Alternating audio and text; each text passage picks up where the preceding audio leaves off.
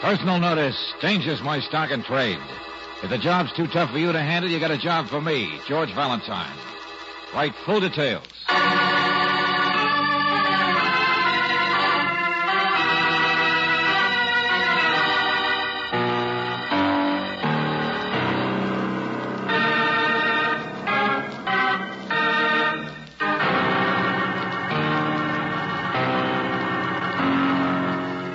Standard Oil Company of California, on behalf of independent Chevron gas stations and standard stations throughout the West, invite you to Let George Do It.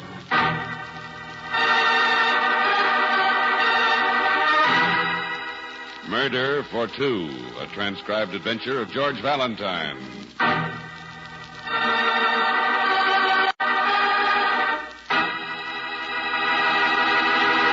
Dear Mr. Valentine, my sister Ruth Jennings needs your help desperately. I tried to get her to write you herself, but she's too upset, and she has reason to be. Her life is being threatened, Mr. Valentine, and she's helpless to do anything about it. Please don't tell us to call the police, because they and the courts have done all they can. Please come to see us after my husband has gone to work tomorrow morning, anytime after 7 o'clock. I don't know what you charge, but I'm enclosing a money order so you'll know how badly we need help. Sincerely, Eunice James.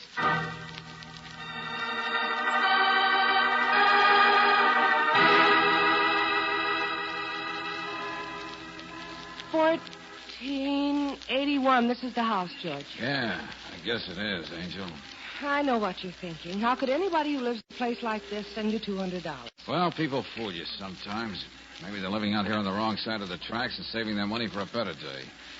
Well, $200 is $200. Let's see what's up. Okay, I'll ring. I don't quite get it, though. She said in a letter that the police and the courts have done all they can. Well, at least that makes it sound legitimate, doesn't it? Oh, I suppose it's legitimate, all right, but... All right, what do you want? Well, Valentine. Lieutenant Johnson, what are you doing here? I might ask you the same. And you might get an answer. I have a client living here. Name of? Ruth Jennings. But don't you think you might be a gentleman and answer Miss Brooks' question? I might. Come on in. I have a client here, too. Except when you have them, they're usually alive. When I get them, they're always dead.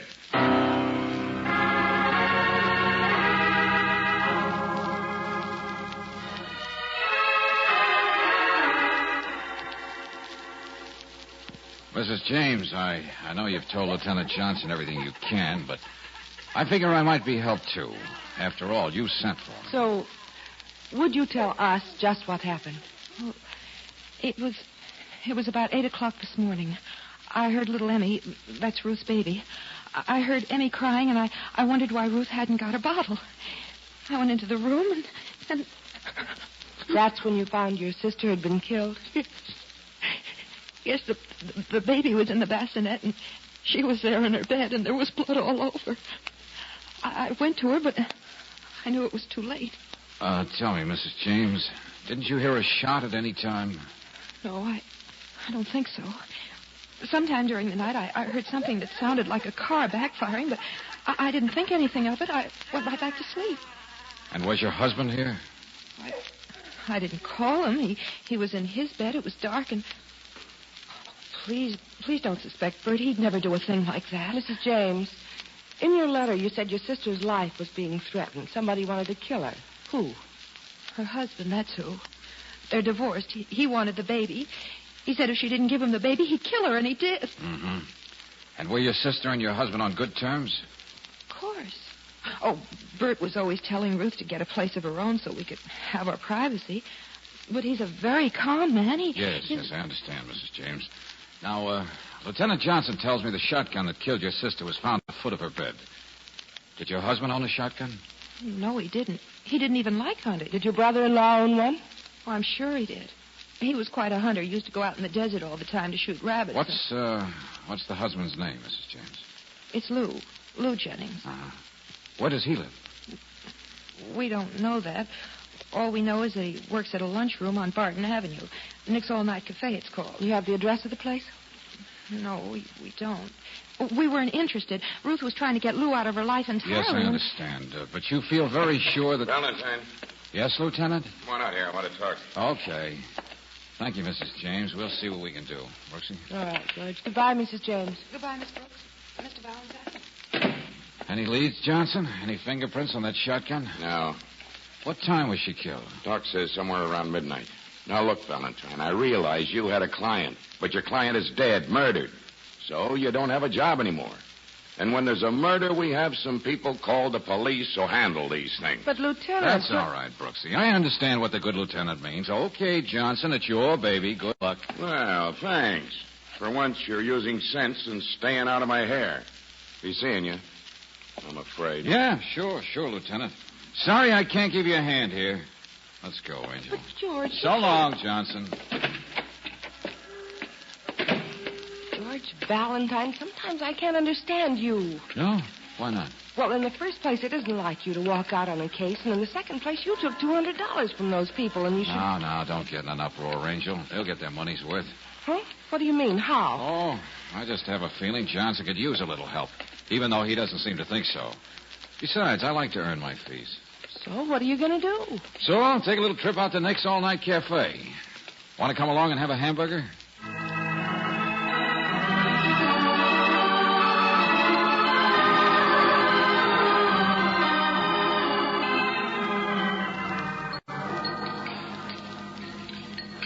Hello? You are the people who want to see me? Yeah, you the owner of this cafe? That's right. I'm Nick. My name is Valentine. And, Nick, this is Miss Brooks. Hello, Miss How do Brooks. you do? What can I do for you? Well, you have a man by the name of Jennings, Lou Jennings. He's working here, huh? Oh, sure, that's right. Well, we'd like to talk to him, Nick. Oh, well, I'm sorry, but this is not possible right now. Jennings, he's on nights. He works from 6 in the evening to 6 in the morning. Uh-huh. Did he work last night? Oh, sure. Did he leave here any time during those 12 hours? No. No, I don't think so. Why you look for him? He's, connected with something that happened last night, Nick. Say, tell me, was there any time that he might have left before 6 o'clock this morning without your knowing? No. Only during the time I take my wife home. About 12 o'clock. She helps. How with- long were you gone then, Nick? I don't know. Maybe a half an hour, no more. George, that could be it. They don't know exactly what time the murder took place, Murder? remember? Is that what you say?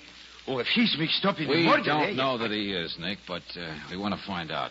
I suppose you have his home address. Oh, sure. It's on the... wait, I look in my book. Oh, yeah. Here it is. On Elizabeth Street. 1036. Okay, thanks. But, Jennings, I don't understand. You mean he could be mixed up in a murder? It's quite possible he isn't, Nick. Matter of fact, I have some other ideas myself. Okay, Brooksy, you go back to the office and wait for me. I'm going out to Elizabeth Street and have a chat with Lou Jennings.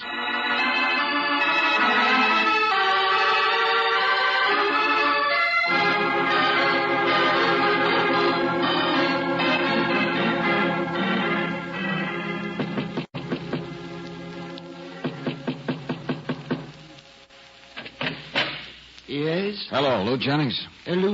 Oh, goodness, no, you have the wrong room.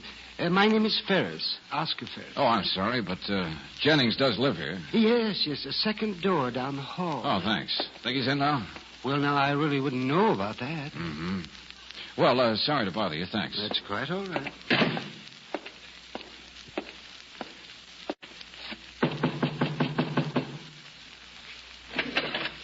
Yeah? Lou Jennings, Yeah, that's right. mind if I come in? No, wait a minute. Look, what... Thanks. My name's Valentine. Just want to ask you some questions. What kind of questions? For one thing, I'd like to know where you were last night. All last night. What do you want to know for? Want it straight? Well, sure, but I... Okay. Because something's happened and the police think you're responsible. What do you mean something has happened? I suppose you know your wife's been murdered. Oh. Yeah? Just, oh, yeah. You don't seem very surprised or upset. Surprised? Sure I am. But I'm not very upset. She's pretty nasty to me. Wouldn't even let me see my own kid. Yeah, I know that. Did you kill your wife, Jennings? No, of course I didn't kill her. I got an alibi, you know. Oh, yeah, sure. It looks that way. But where were you while your boss was away from the cafe last night? Well, I was right there all the time. Oh, yeah? Any customers? Yeah. A couple of guys come in, but I didn't know them. Oh, that's too bad. Might have given you a perfect alibi. Don't worry, I got one. You don't think I could get over to the James house and back and kill my wife besides while the boss was out there? Maybe not. Look, Jennings, don't be surprised if a Lieutenant Johnson comes by to pick you up. I got nothing to worry about. Okay.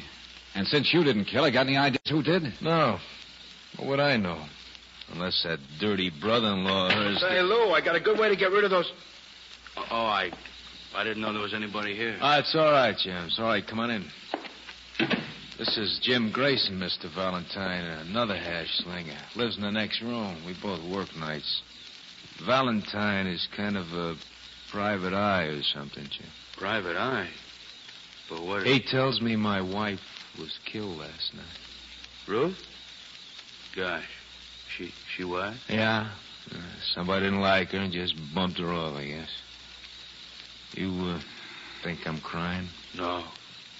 No, I know how you felt about Ruth. All right, gentlemen, all right. I'm afraid I have to go. I just can't stand your grief. And give my regards to Lieutenant Johnson, will you, Jennings?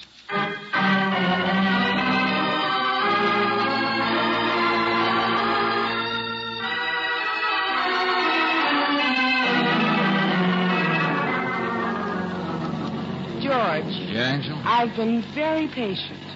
But would you mind telling me what you're doing? We drive to Nick's Cafe, and you don't go in.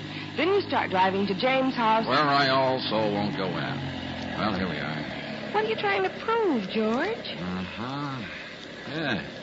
Took us just 15 minutes. So? So, Lou Jennings didn't kill his wife. And would you mind telling me what process of deduction brought you to that conclusion? Simple. The boss was away for half an hour. Jennings was there when he got back. If it takes 15 minutes each way to the James house, how would anyone have time to get in and out of a car on both ends? And murder somebody besides, I know. Then who did? I don't know yet. But I just want to check up on another hash slinger after he goes to work tonight. Another one, who? A fellow by the name of Grayson has the next room to Jennings in that rooming house. They might possibly be in cahoots. He said something that didn't sound quite kosher while I was out there. Such as? Such as, I got a way to get rid of those... Those what? That's what I'd like to know. Because maybe he didn't yet. We're going to take another little trip out to that rooming house tonight after Grayson goes to work. And Brooksy, maybe we'll find out.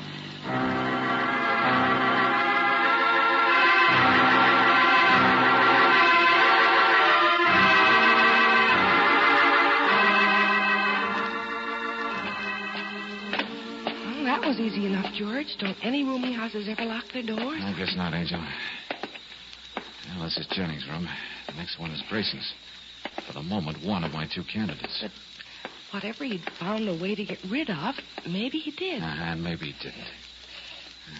No light under the door, so he's out all right. Well, here we go. Must be a light switch someplace. Wait a minute. Here it is. Yeah. Always feel like a criminal when we walk into somebody's house. And George, what? Oh. Yeah. It's Jim Grayson, all right. But I'm afraid he can't help us much with a bullet through his neck. He's dead.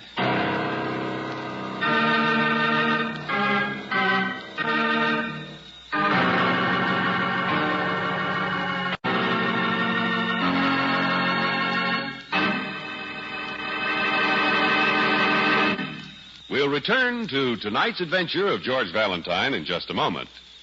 Listen to the difference. Yes, now you can actually hear authentic scientific proof of the difference between new RPM motor oil and premium type motor oils as designated by the American Petroleum Institute. Auto engines are equipped with irradiated piston rings, and during operation, minute particles of radioactive metal wear off the rings. Geiger counters are thus able to detect the amount of wear actually taking place. Listen now as the Geiger counters click off the difference. First, the low wear rate of new RPM. Now, the much faster wear rate of the conventional oil. Now, new RPM again. You have just heard authentic scientific proof that new RPM motor oil cuts in half the wear rate of critical engine parts, doubles the life of the average auto engines between major overhauls due to lubrication. Proved in the laboratory and checked out in severe road service, new RPM motor oil is sold with a money-back guarantee of satisfaction. Ask for it at standard stations and independent Chevron gas stations, where they say and mean, we take better care of your car.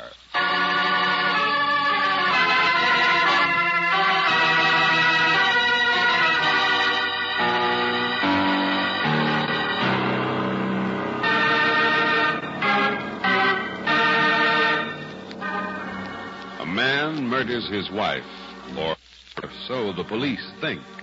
But if your name is George Valentine, you can't just figure out how he could possibly have done it in the short time for which he doesn't have an alibi.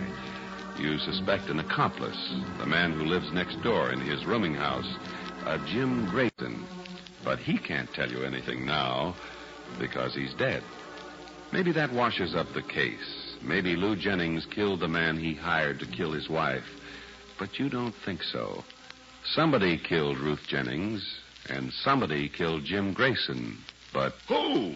That's what I want to know. Who? What about Lou Jennings, George? You thought maybe Jennings and Grayson were in cahoots, and if they... Miss Brooks, Lou Jennings couldn't have killed this guy. He's in custody. I picked him up this afternoon. You've got Jennings in custody for what? Suspicion of murder. After what you found out, George, Lieutenant Johnson will have a hard time proving that, won't he? Wait a minute. Just what did you find out? That it was practically impossible for him to have murdered his wife. Matter of chronologics, old boy. Matter of what? Nothing. Just proves that when you go to school, people who didn't can't understand you. But I did go to... Hey, Valentine, where you going? Like I said about the last one, this is your baby, Johnson. See you later. But... Don't make like a goat, Lieutenant. Stop butting. Goodbye. George, Yeah, Angel. you didn't have to be quite so disagreeable to Lieutenant Johnson, did you? He's been nice to you. Yeah? When? Mention once. I can't. But the stairs are the other way, George. Why are we going... Just a neighborly call, that's all. You know who lives in this room? By name only, this afternoon. Timid little character by the name of Oscar Ferris. What are you trying to... Yes? How do you do, sir? Oh, how do you do? Oh, you're the man who was here before. Yeah, that's right. My name's Valentine, and this is Miss Brooks. Mind if we come in?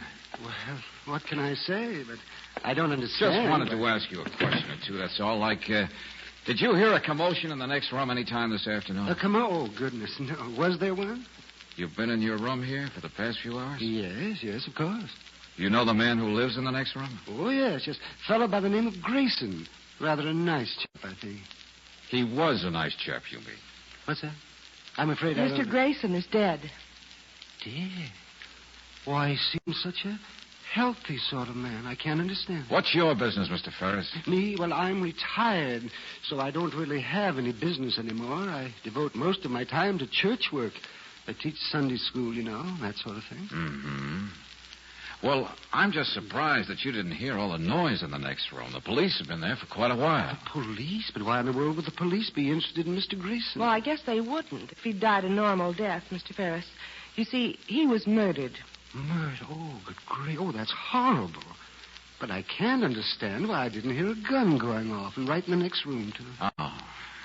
No, I can't understand that either, Mr. Ferris. Oh, goodness. I wish I could be of some help. Well, perhaps you can. You know, sometimes just a little information helps the police quite a lot. You wouldn't mind going down to police headquarters with Lieutenant Johnson and telling him everything you know about Grayson, would you? And about Lou Jennings? Lou Jennings? Well, what's he got to do with all this? Maybe nothing, Mr. Ferris, but after all, he's Mr. Grayson's neighbor in the room on the other side. Oh, yes, I see. Of course, you mean Jennings might be involved in this thing some way. Where is he? He's down at headquarters already, Mr. Ferris. Oh, well, of course. I'll help all I can. Good, thanks. Hey, Brooksy, go next door and tell Lieutenant Johnson that Mr. Ferris is anxious to cooperate. We'll see you later, Ferris.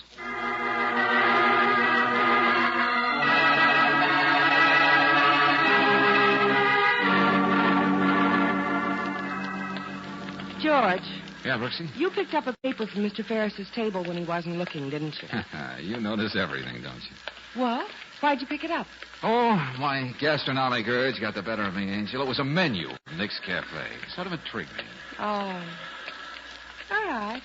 Be an enigma. You think he knows anything? I don't know.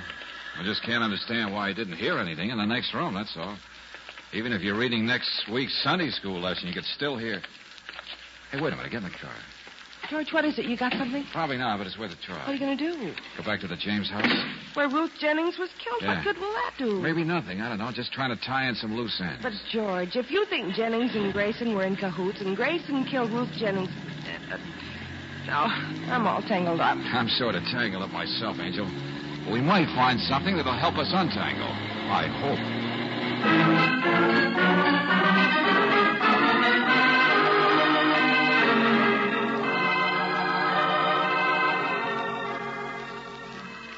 I'm sorry we have to get you up at this time of night, Mrs. James. Oh, that's all right, Mr. Valentine. Lieutenant Johnson was here a while ago, too, but he left. Is your husband home now, Mrs. James? No, he isn't. He was here, but he left about 8 o'clock. He was going out to play poker with some friends of his. Well, we don't want to keep you up, but we didn't want you to be wondering what was going on. I'd just like to take a look around the back of the house, if you don't mind. Oh, I know. That's all right. Just to get one thing straight. You feel sure that the person who killed your sister came in the back door some way? Is that right? Oh, yes. I locked the door before we went to bed. But in the morning, the back door was unlocked, and Bert always goes out the front door when he leaves for work. That's a snap lock. Ah, yeah, I see, Mrs. James. Well, thank you. And don't be worried if you hear us poking around the backyard, will you? Of course not. And I do hope you can find out who killed Ruth. I will try. This way to the back door? Yes, right out there. I'll let you out and lock it after you. Unless you need me some more. No, I'm sure we won't, Mrs. James. Good night. Good night. All right, George. Would you mind telling me just what you hope to find out here? Do you think the murderer lives here? Do you think Bert James Angel, please. I haven't the slightest idea. It's a shot in the dark. Well, as long as we don't get shot in the dark. I always knew there'd be some use for this special flashlight you gave me for Christmas, Brooksy. Well, I thought it Here might we be. are. A chicken house. I don't see. You're not going in there. Sure. And you're going to stay outside and wait for me. Outside, you. Inside, just us chickens. George. Wait right there, Angel. Be out in a minute. Please hurry, George. I don't like it. Oh, shut up. It isn't morning yet. Well, look, this is just a flashlight. It's not going to hurt you. Now, let's see. Sacks of feed. Nothing behind there except crates. It's probably a wild goose chase anyway, but... Uh-oh. Hey, it looks like blood. Uh-huh. And on the inside. Brooksy, I got something. Cut down, Brooksy. Don't let them see you. I'm coming out. Hurry, George. Somebody. Keep down, Angel. We're going to get out of here. Do you think it's Bert? Think he's been outside the house here all the time? Could be. I don't know. Probably saw the flashlight and heard the hen setting up a row. It's fairly dark anyway. We'll make for the back of the yard. Come on. Yeah, okay, George. Take it easy now. Don't make any noise. How can you help it when you... All right, stand still, you. I got you covered. George, that sounded Yeah, like... how could you mistake that voice? Okay, Johnson, we'll go peaceably. Hey, what in the name of heaven are you doing? That's Valentine, isn't it? Sure, Johnson. Brooksy gave me a flashlight for Christmas, and I was just trying it out. Look, Valentine, didn't I tell you this morning that we have some people called the police Who who handle these things? I know. What were you doing in that chicken house? Just being a good scout, trying to give you a helping hand, Lieutenant. Now all you have to do is find the hands that were in these blood-stained work gloves, and the hand that held this flashlight. You found those in there? Yeah, that's right, and I'm turning them over to you for evidence. Might check the prints on that flashlight, too. Now, will you do me a little favor? Yeah, what? Let's have a little party down at headquarters. Would you mind inviting 3 people in for questioning? What 3 people? Lou Jennings, if you're not still holding him, Oscar Ferris, who lives in this boarding house, and Bert James, if you can find out where he's playing poker. Valentine, are you nuts? Jennings has a perfect alibi. We've released him. Ferris is a little Sunday school teacher who wouldn't hurt a flea and... Oh. You think... Sometimes I do. I have an idea one of those 3 is going to give us a tip to 2 murders. See you at headquarters in half an hour.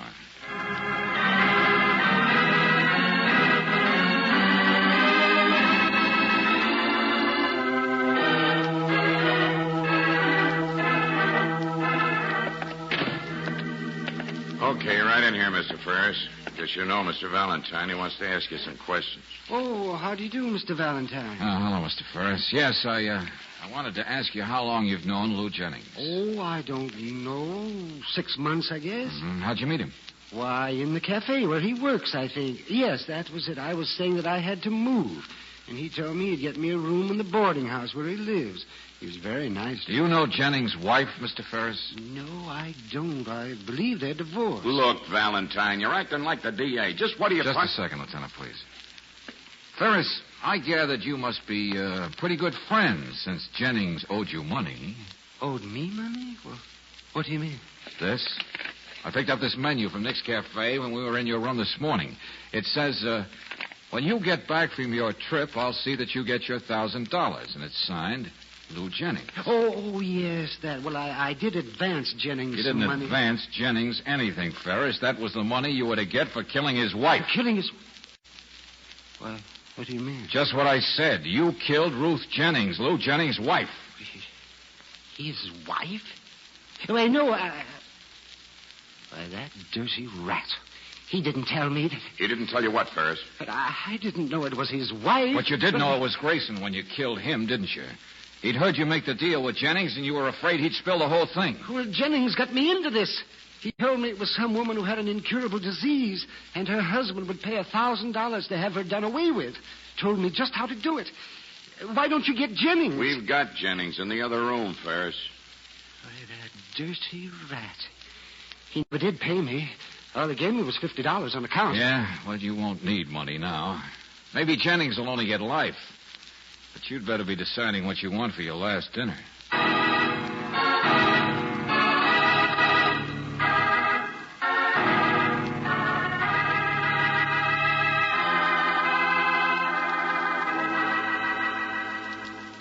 George, why did you suspect Ferris in the first place? Oh, because when we asked him if he heard a commotion in the next room when Grayson was murdered, he said he hadn't heard a gun going off.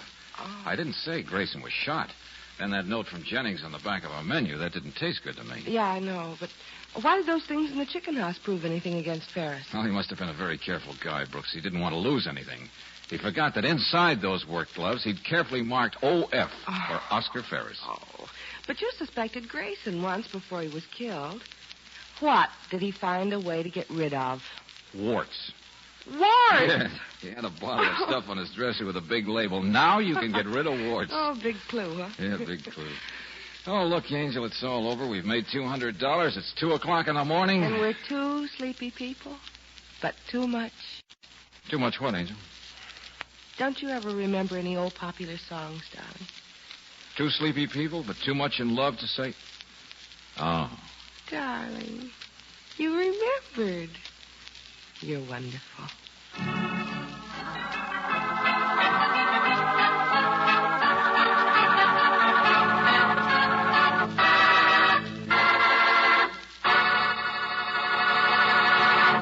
When your car begins to squeak and rattle, it's saying money, money, money, money. And it's a reminder that 60% of all auto repair bills are the fault of irregular and poor lubrication.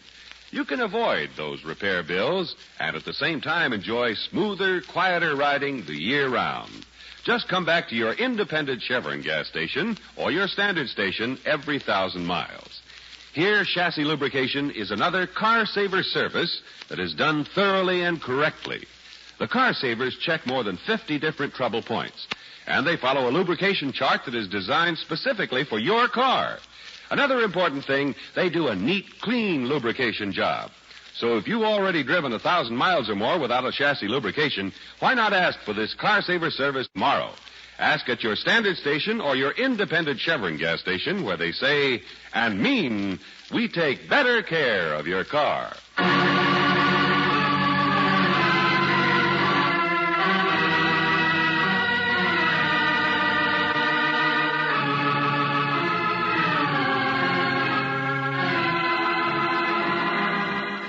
Tonight's transcribed adventure of George Valentine has been brought to you by Standard Oil Company of California on behalf of independent Chevron gas stations and standard stations throughout the West. Robert Bailey is starred as George with Virginia Gregg as Brooksy.